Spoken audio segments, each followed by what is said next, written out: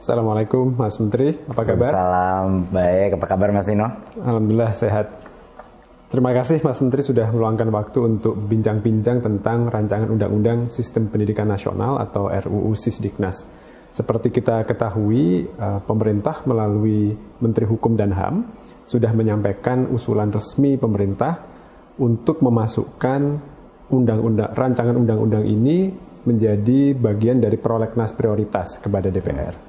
Nah, beberapa minggu terakhir banyak tanggapan dari masyarakat, masukan baik pro maupun kontra yang ini semua menunjukkan kepedulian yang sangat tinggi dari masyarakat tentang pendidikan kita. Betul. Salah satu yang paling hangat diperbincangkan adalah soal kesejahteraan guru nih, Mas Menteri.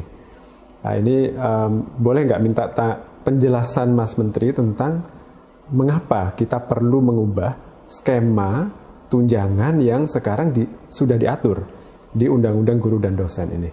Betul. Makasih Mas Tino. Sebenarnya RUU Sisdiknas ini adalah punya potensi positif terbesar terhadap kesejahteraan guru.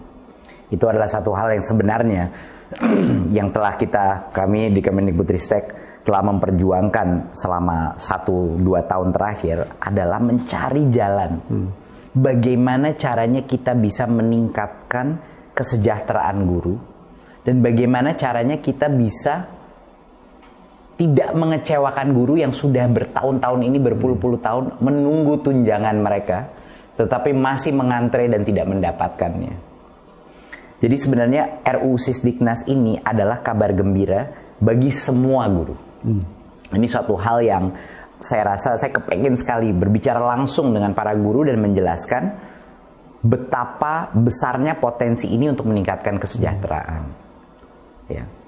Kalau RUU Sisdiknas ini terjadi, ada beberapa hal yang akan bisa tercapai.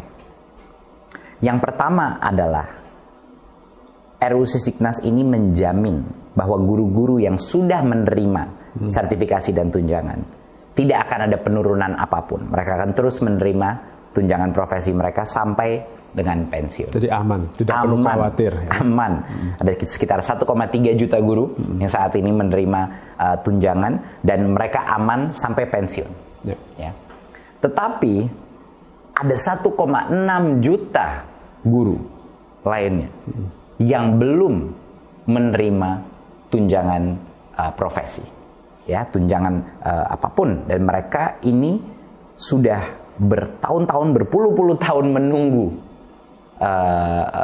jatahnya mereka. Peningkatan kesejahteraannya ya. Betul. Kalau RUU Sisdiknas ini berhasil kita loloskan, yang 1,6 juta guru ini akan bisa langsung menerima tunjangan dan artinya kesejahteraan meningkat tanpa harus menunggu proses sertifikasi dan mengikuti program PPG. Ya. Ini kuncinya ini untuk yang 1,6 juta guru. Ya. Plus di luar itu, kalau RUU Sisdiknas ini digolkan untuk pertama kalinya di Indonesia, guru-guru PAUD, saat ini ada sekitar 250.000 guru PAUD, guru-guru pendidikan kesetaraan, dan guru-guru pesantren itu bisa juga diakui sebagai guru. Dan pada saat mereka memenuhi syarat, mereka bisa juga menerima tunjangan. Ya. Jadi RUU Sisdiknas ini sebenarnya semuanya kabar gembira. Nah, sekarang saya kepengen menanyakan ke Mas Nino, kalau begitu kenapa ada begitu banyak suara-suara dan isu pro kontra yang sekarang sedang tersebar? Yang saya tanyakan Mas Nino. Kira-kira kenapa ini Mas Nino?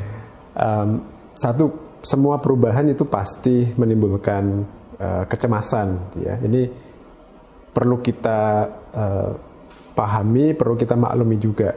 Karena itu kita melakukan banyak komunikasi publik termasuk seperti dialog sekarang ini, Mas Menteri. Betul.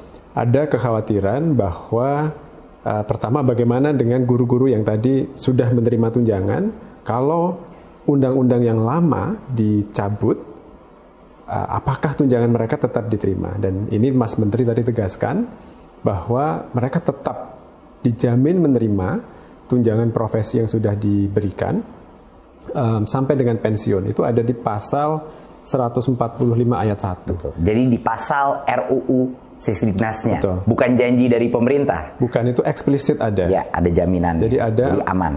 Ketentuan transisi yang menjadi pengganti dari undang-undang yang dicabut. Ya, jadi itu aman. Insya Allah itu meredakan kecemasan 1,3 juta guru yang sudah menerima tunjangan ini. Ya. Nah, pertanyaan dari yang belum menerima ini juga valid. Ya. Kalau di Undang-Undang Guru dan Dosen sekarang diberi janji untuk bisa menerima TPG, tapi harus antri pendidikan profesi guru yang bertahun-tahun. Tapi kalau itu dicabut, bagaimana dengan nasib mereka? Nah, ini kan jawabannya agak berbeda untuk ASN dan untuk non-ASN ya, betul, Mas Menteri. Mungkin Mas Menteri bisa menjelaskan skema untuk ASN kira-kira seperti apa nih? Kenapa guru-guru ASN dan calon ASN yang sekarang berproses guru-guru honorer yang ingin menjadi P3K ini, kenapa mereka juga diuntungkan dengan adanya perubahan pengaturan yang kita ajukan? Mungkin Mas Nino, untuk menjelaskan ini, kita harus kembali dulu ke tahun 2005. Dan kita harus membahas sedikit mengenai Undang-Undang Guru dan Dosen. Betul.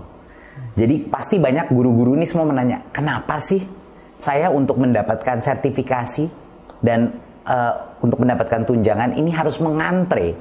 Kenapa? Alasannya adalah, dan ini harus dijelaskan ke setiap guru di Indonesia, alasannya adalah di dalam Undang-Undang Guru dan Dosen tahun 2005, guru itu dipisahkan dari sistem ASN lainnya. Makanya disebut dalam Undang-Undang Guru dan Dosen itu ada kata-kata tunjangan profesi dan disebut berapa jumlah tunjangannya. Tetapi yang harus disadari oleh banyak guru-guru, di dalam Undang-Undang Guru dan Dosen itu, proses untuk mendapatkan tunjangan itu dikunci dengan namanya proses sertifikasi, yaitu PPG. Sementara sistem kita punya kapasitas yang terbatas untuk PPG. Ya. Per tahun kira-kira maksimal 60 sampai 70 ribu proses PPG itu. Dan itu harus dibagi dua. Harus ada PPG untuk guru-guru baru, ya, prajabatan, menggantikan yang pensiun, yang kita selalu kekurangan guru, ya, karena banyak yang pensiun setiap tahunnya. Plus harus dibagi sama PPG dalam jabatan, yaitu yang kita bahas hari ini. Guru-guru 1,6 juta guru ini yang masih belum, yang ngantre menunggu sertifikasi dan PPG. Jadi bayangkan, itu peraturan Mas Nino keluar di tahun 2005. Sekarang tahun 2022. Karena undang-undang tersebut, walaupun dengan itikat baik undang-undang itu, hanya 1,3 juta guru itu yang menerima sertifikasi. Jadi hampir 20 tahun untuk mencapai 1,3 juta guru disertifikasi. Kalau kita diam saja dan mengikuti peraturan itu, di mana disebut tunjangan profesi dan lain-lain, kita akan menunggu lebih dari 20 tahun lagi. Baru yang 1,6 juta ini bisa semua selesai disertifikasi, dapat PPG-nya dan akhirnya menerima tunjangan. Sekarang bayangkan, kalau kita menanyakan, kalau saya itu di daerah, dari Sabang sampai Merauke saya ngomong sama guru, kalau kita memberitahukan mereka, iya Anda harus menunggu 20 tahun lagi, iya mereka akan bilang, ya saya sudah pensiun Pak. Mereka akan, hampir setengah dari guru kita, itu tidak akan menerima sama sekali karena sudah pensiun. Nah, ini adalah suatu hal yang harus dimengerti oleh guru.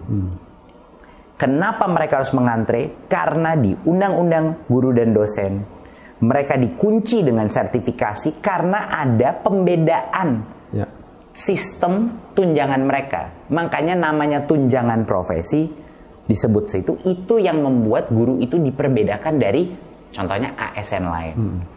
Sementara ASN yang lain itu tidak perlu menerima, tidak perlu melalui proses sertifikasi atau proses PPG untuk mendapatkan tunjangannya. Jadi kalau misalnya Mas Nino, guru-guru ini disetarakan kembali dengan undang-undang ASN, ini untuk guru-guru negeri ya. Kalau mereka untuk P3K, guru PNS, kalau mereka disetarakan lagi dengan undang-undang ASN, mereka akan bisa menerima tunjangan langsung tanpa mengantre sertifikasi dan PPG. Jadi kenaikan tunjangan ya, Betul. tanpa harus sertifikasi. Tanpa harus sertifikasi. Saya ingin. Assalamualaikum Mas Menteri, apa kabar? Salam baik, apa kabar Mas Nino? Alhamdulillah sehat. Terima kasih Mas Menteri sudah meluangkan waktu untuk bincang-bincang tentang rancangan Undang-Undang Sistem Pendidikan Nasional atau RUU Sisdiknas. Seperti kita ketahui, pemerintah melalui Menteri Hukum dan HAM sudah menyampaikan usulan resmi pemerintah untuk memasukkan rancangan undang-undang ini menjadi bagian dari prolegnas prioritas kepada DPR. Nah, beberapa minggu terakhir banyak tanggapan dari masyarakat, masukan baik pro maupun kontra, yang ini semua menunjukkan kepedulian yang sangat tinggi dari masyarakat tentang pendidikan kita. Salah satu yang paling hangat diperbincangkan adalah soal kesejahteraan guru nih Mas Menteri. Nah ini boleh nggak minta penjelasan Mas Menteri tentang mengapa kita perlu mengubah skema tunjangan yang sekarang sudah diatur di Undang-Undang Guru dan Dosen ini. Betul. Makasih Mas Tino. Sebenarnya RUU Sisdiknas ini adalah punya potensi positif terbesar terhadap kesejahteraan guru. Itu adalah satu hal yang sebenarnya yang telah kami di Kemendikbudristek telah memperjuangkan selama 1-2 tahun terakhir adalah mencari jalan. Bagaimana caranya kita bisa meningkatkan kesejahteraan guru dan bagaimana caranya kita bisa tidak mengecewakan guru yang sudah bertahun-tahun ini, berpuluh-puluh tahun menunggu tunjangan mereka, tetapi masih mengantre dan tidak mendapat.